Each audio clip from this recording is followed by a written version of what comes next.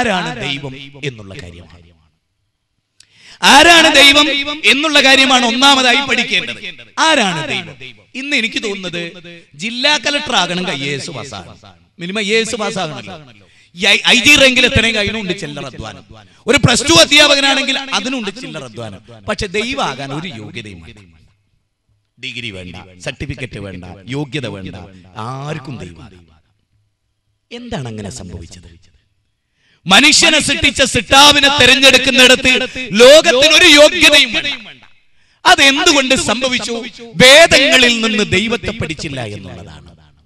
ഇപ്പൊ നിങ്ങൾ നോക്കൂ, ബൈബിളിലെ പഴയ നിയമവും പുതിയ നിയമവുമായി സങ്കീർത്തന പുസ്തകം 148 അധ്യായത്തിലെ 1 മുതൽ 6 വരെയുള്ള വചനം. ആ വചനത്തിൽ പറയുന്നത്, ആകാശത്തിലെ പർവ്വചാരികളെ നിങ്ങൾ അവനെ സ്തുതിക്കുക, ആകാശത്തിലെ ജലരാശിയെ നിങ്ങൾ അവനെ സ്തുതിക്കുക, ഭൂമിയിലെ മനുഷ്യരെ നിങ്ങൾ അവനെ സ്തുതിക്കുക, മാലാകമാരെ നിങ്ങൾ അവനെ സ്തുതിക്കുക, ഭൂമിയും ആകാശമേ നിങ്ങൾ അവനെ സ്തുതിക്കുക, സൂര്യചന്ദ്രന്മാരെ നിങ്ങൾ അവനെ സ്തുതിക്കുക, പർവ്വതങ്ങളെ നിങ്ങൾ അവനെ സ്തുതിക്കുക, ആഴിയിലെ മത്സ്യാദികളെ നിങ്ങൾ അവനെ സ്തുതിക്കുക. കാരണം അവനല്ലയോ നിങ്ങളെ സൃഷ്ടിച്ചവൻ, അവൻ കൽപ്പിച്ചു നിങ്ങൾ ഉണ്ടായി. അപ്പൊ ആരാണ് സൃഷ്ടാവ്? ആകാശത്തെ സൃഷ്ടിച്ചവനാണ് സൃഷ്ടാവ്. ചന്ദ്രനെ സൃഷ്ടിച്ചവനാണ് സൃഷ്ടാവ്. അല്ലാതെ ചന്ദ്രന്റെ പ്രകാശത്തിന്റെ തണലിൽ ഒരു രാത്രി ജനിച്ച മനുഷ്യൻ ദൈവമാകുന്നില്ല. ഈ വസ്തുത തിരിച്ചറിയേണ്ടതുണ്ട്. മണക്കടവ് എന്ന് പറയുന്ന ഈ പ്രദേശത്തിന്റെ ശബ്ദം കേൾക്കുന്ന നാനാജാതി മതസ്ഥരോട് മണയം പറയുന്നത്, ദൈവത്തെ തെരഞ്ഞെടുക്കുന്നിടത്ത് നമുക്ക് തെറ്റുകൾ സംഭവിച്ചിരിക്കുന്നു. ലോകത്തേതെങ്കിലും ഒരു മതവിശ്വാസി, ഈ നാട്ടിലെ ഏതെങ്കിലും ഒരു മതവിശ്വാസി ഏകദൈവ വിശ്വാസമാണ് ശരി എന്ന കാര്യത്തിൽ എതിരഭിപ്രായമുള്ളവനാണോ? അല്ല. ഇപ്പൊ സ്വാമിമാരും പള്ളിയിലച്ചന്മാരും മുസ്ലിം പ്രതികളും പങ്കെടുക്കുന്ന സാംസ്കാരിക സമ്മേളനങ്ങളിൽ, മതസൗഹൃദ വേദികളിൽ മതത്തെ പറ്റി പറയുമ്പോൾ, ദൈവത്തെ പറ്റി പറയുമ്പോൾ എല്ലാരും പറയും ഞങ്ങൾ ഏകദൈവ വിശ്വാസികളാണ്. ഏകദൈവ വിശ്വാസം നാവുകൊണ്ട് പറയാനുള്ളതല്ല, ജീവിതം കൊണ്ട് പ്രയോഗവൽക്കരിക്കാനുള്ളതാണ്. ആരാണ് ദൈവം എന്നത് ഇസ്ലാമിലെ ഖുർആനിലെ ചില വചനങ്ങളിലൂടെ ഞാൻ നിങ്ങളെ പഠിപ്പിക്കാൻ ആഗ്രഹിക്കുകയാണ്. ആ വചനപ്രകാരം നിങ്ങൾ ദൈവത്തെ അന്വേഷിക്കുക. ആ വചനപ്രകാരം ആരാവണം ദൈവം എന്നതൊന്ന് പഠിച്ചു നോക്ക്. അവിടെയാണ് നമ്മൾ ചിന്തിക്കേണ്ടത്. ഖുർആനിലെ 31-ാം അധ്യായം സൂറത്ത് ലുഖ്മാനാണ്. ആ അധ്യായത്തിന്റെ 10-11 വചനങ്ങൾ ഞാൻ നിങ്ങളുടെ ശ്രദ്ധയിൽ കൊണ്ടുവരാൻ ആഗ്രഹിക്കുകയാണ്. ഏത് മുസ്ലിമിന് മനസ്സിലാകും, ഏത് മനുഷ്യന് മനസ്സിലാകും. ഞാൻ അതിന്റെ വിശദീകരണവും അതിന്റെ അർത്ഥവും നിങ്ങളെ കേൾപ്പിക്കാനും ആഗ്രഹിക്കുന്നു. ഖലഖസ് സമാവാതി ബിഗൈരി അമദിൻ തറൗനഹാ وألقى في الأرض رواسي أن تميد بكم وبث فيها من كل دابة وأنزلنا من السماء ماء فأنبتنا فيها من كل زوج كريم هذا خلق الله فأروني ماذا خلق الذين من دوني بل الظالمون في ضلال مبين. വിശുദ്ധ ഖുർആനിലെ 31-ാം അധ്യായം 10-11 വാചകങ്ങളാണ്. ആർക്കും തെളിവ് നോക്കാവുന്നതാണ്. ഖുർആനിലെ ഇത്രാമത്തെ അധ്യായം എന്ന വചനം എന്ന് ഞാൻ കൃത്യമായി വിശദീകരിച്ചിട്ടുണ്ട്. ആ വചനത്തിന്റെ അർത്ഥം കേട്ടോളൂ. ഇനി അതിന്റെ അർത്ഥം നിങ്ങൾ കേട്ടോളൂ. ഖലഖസ് സമാവാതി ബിഗൈരി അമദിൻ തറൗനഹാ وألقى في الأرض رواسي أن تميد بكم وبث فيها من كل دابة وأنزلنا من السماء ماء فأنبتنا فيها من كل زوج كريم. അർത്ഥം കേട്ടോളൂ. നിങ്ങളുടെ കണ്ണുകൊണ്ട് കാണാനാവാത്ത, ശ്രദ്ധിക്കണം ബാലട്ട, സുരേന്ദ്ര, ദേവ, മുഹമ്മദ്, ജോസഫെ, ശ്രദ്ധിക്കണം. ഇൻഷാ അല്ലാഹ് ഈ പ്രസംഗം ഇവിടെ റെക്കോർഡ് ചെയ്യും. ഇത് ആരെങ്കിലും ഒക്കെ ലോകത്തിന്റെ പല ഭാഗത്തൊന്നും മലയാളികൾ ഉള്ളിടത്തൊക്കെ ഈ കേസറ്റ് എത്തിയാൽ അവർ കേൾക്കുമല്ലോ. അവരോടൊക്കെയാണ് സംസാരിക്കുന്നത്. ഒന്ന് ചിന്തിച്ചു നോക്ക്. ഖുർആൻ ദൈവം ആരാണ് എന്നാ പറയും. ആരാകണം ദൈവം? ദൈവത്തിന്റെ ക്വാളിറ്റി എന്താ? ഇസ്ലാം പരിചയപ്പെടുത്തുന്ന ദൈവത്തിന്റെ പ്രത്യേകത എന്താ? ഇത് ഒന്നാമത് മുസ്ലിങ്ങൾ മനസ്സിലാക്കുക.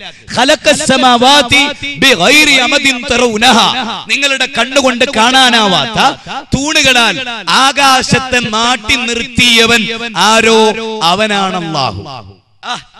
എങ്ങനെ? ആകാശത്തെ സൃഷ്ടിച്ചവൻ അവനാണ് അല്ലാഹു. എങ്കിൽ ഈ ഒരൊറ്റ പരാമർശം മുന്നിൽ വെച്ച്, ഈ ഒരൊറ്റ പരാമർശം മുന്നിൽ വെച്ച് മുഹമ്മദ് നബി ദൈവമാണോ സല്ലല്ലാഹു അലൈഹി വസല്ലം? മൊയ്തീൻ ശൈഖ് ദൈവമാണോ? നബി സല്ലല്ലാഹു അലൈഹി വസല്ലമയുടെ വഫാത്തിന് ശേഷം 500 കൊല്ലം കഴിഞ്ഞ് ജനിച്ചിട്ടുള്ള ശൈഖ് മുഹീദ്ദീൻ അബ്ദുൽ ഖാദിർ ജീലാനി റഹ്മത്തുള്ളാഹി അലൈഹി. നോക്കൂ, ഈ വ്യക്തി ആകാശത്തെ സൃഷ്ടിച്ചിട്ടുണ്ടോ? ഇല്ല. ആകാശത്തെ സൃഷ്ടിച്ചവനാരോ അവനാകുന്നു ദൈവം എന്ന ഖുർആന്റെ പരാമർശത്തെ തള്ളിക്കളയാനാവും? ബാലേട്ട, സുരേന്ദ്ര, ദേവ, ഒന്ന് ചിന്തിച്ചു നോക്ക്. ആകാശത്തെ സൃഷ്ടിച്ചവൻ ദൈവം എത്ര ഉജ്ജ്വലമാണ്.